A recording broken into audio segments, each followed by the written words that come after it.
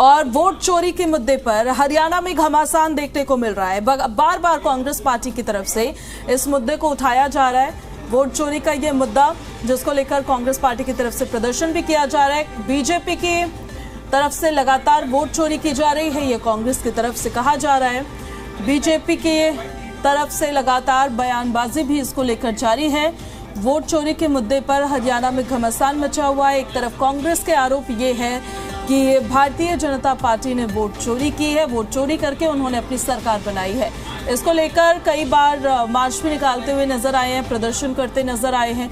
हाल फिलहाल में राहुल गांधी की तरफ से जो खुलासे किए गए ब्राजीलियन मॉडल को लेकर भी कि उनकी तस्वीर का इस्तेमाल करते हुए कितने नामों से वोट चोरी हुई है, उसका भी मुद्दा हरियाणा कांग्रेस ने बनाया है। और उनकी तरफ से बार बार ये कहा जा रहा है कि फ्री एंड फेयर इलेक्शंस नहीं हुए और लेवल प्लेइंग फील्ड भी सबके लिए बराबर थी नहीं। बीजेपी ने वोट चोरी की है, इस पर बीजेपी की तरफ से भी बयान लगातार सामने आ रहे हैं। और बीजेपी अपना पक्ष ये रखती है, जिन राज्यों में कांग्रेस पार्टी जीत जाती है वहां पर वोट चोरी नहीं होती, वहां पर ईवीएम में कोई दिक्कत नहीं होती। जिन राज्यों में वो चुनाव हार जाते हैं वहां पर वोट चोरी हो जाता है। हरियाणा बीजेपी प्रभारी डॉक्टर सतीश पुनिया ने जवाब दिया। राहुल गांधी के आरोपों पर सतीश पुनिया ने पलटवार किया है। राहुल गांधी अपनी पार्टी को संभाल नहीं पाए और पीएम मोदी ने देश की जनता का दिल चुराया है, वोट नहीं चुराए हैं। बिहार की जनता राहुल गांधी को जवाब देगी, ये सतीश पुनिया की तरफ से कहा गया। हरियाणा बीजेपी प्रभारी है डॉक्टर सतीश पुनिया, जिन्होंने करारा जवाब दिया है। राहुल गांधी के आरोपों पर सतीश पुनिया ने कहा है कि अपनी पार्टी को तो वो संभाल पाए नहीं। साथ ही उन्होंने ये कहा कि पीएम मोदी ने देश की जनता का दिल चुराया है। कांग्रेस पार्टी की तरफ से आरोप ये है कि वोट्स चुराए गए हैं। ये राहुल गांधी की तरफ से भी जब उन्होंने प्रेस कॉन्फ्रेंस की थी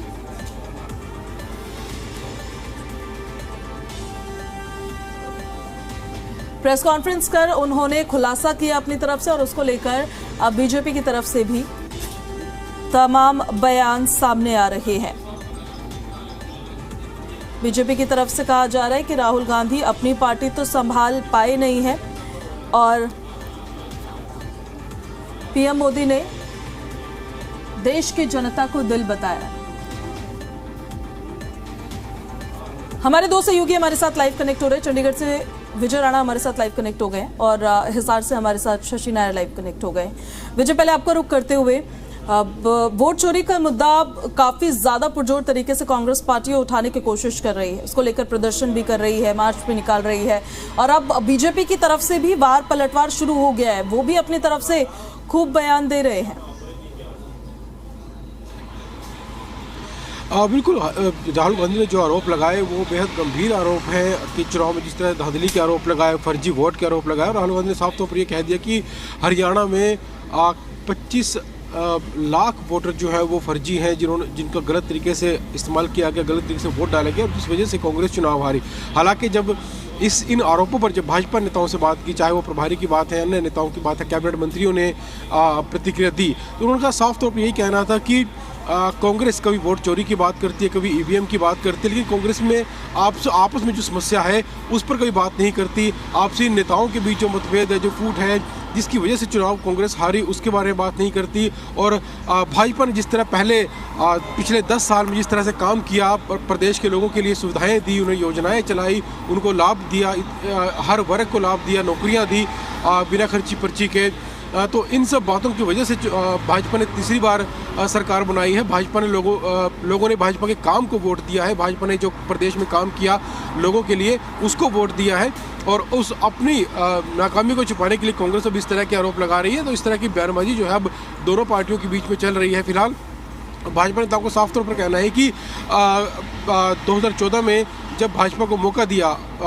हरियाणा के लोगों ने और उसके बाद लगातार जिस तरह से काम किए गए, और सबसे बड़ी जो बात भाजपा नेताओं की ओर से कही जा रही है कि जिस तरह से युवाओं को नौकरी मिली, बिना सिफारिश के, बिना पैसा खर्च किए, बिना रिश्वत दिए नौकरी मिली, भ्रष्टाचार को ख़त्म किया गया और बुजुर्गों के लिए, महिलाओं के लिए काम किया गया, किसानों को जो है भरपूर उनको मुआवजा दिया जा रहा है, अगर फसलें ख़राब हो जाती हैं उनको MSP दी जा रही है। इस तरह के जो काम किए हैं उसकी वजह से ही 2019 में सरकार बनी और उन्हीं कामों की वजह से ही 2024 में फिर से लोगों ने जो है भाजपा को चुना। अगर कांग्रेस ने अपनी सरकार रहते हुए, कांग्रेस की 10 साल सरकार रही, अगर वो 10 साल रहते हुए इस तरह के काम कांग्रेस ने किए होते तो शायद लोग कांग्रेस को मौका देते, लेकिन कांग्रेस ने काम नहीं किया। कांग्रेस के वक्त जो है नौकरियां बिकती थी, लोगों को पैसे खर्च करने पड़ते थे, इस तरह की बातें जो है वो कही जा रही है। हालांकि जिस तरह से राहुल गांधी ने आरोप लगाए, उनके बाद नेता प्रतिपक्ष भूपेंद्र सिंह हुड्डा और कांग्रेस हरियाणा कांग्रेस के अध्यक्ष राव नरेंद्र की ओर से प्रेस वार्ता की गई और साफ तौर पर इस तरह के ही आरोप लगाए गए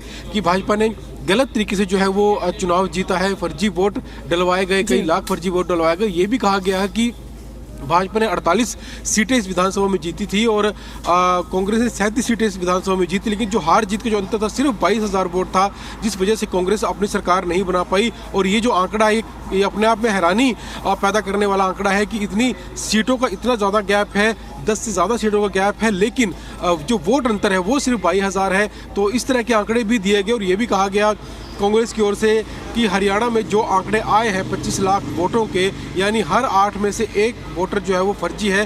तमाम तरह के आरोप लगाए गए हैं और भाजपा भी अपने साफ तौर पर भाजपा का तो यही कहना है कि अगर कांग्रेस ने काम किया होता प्रदेश में तो कांग्रेस की सरकार आती, लेकिन कांग्रेस ने काम नहीं किया। लोग कांग्रेस राज से परेशान थे, जिस वजह से मौका दिया गया भाजपा को और भाजपा ने उस मौके का भरपूर फायदा उठाया, लोगों के लिए काम किया, युवाओं के लिए, महिलाओं के लिए काम किया, किसानों के लिए, गरीबों के लिए काम किया।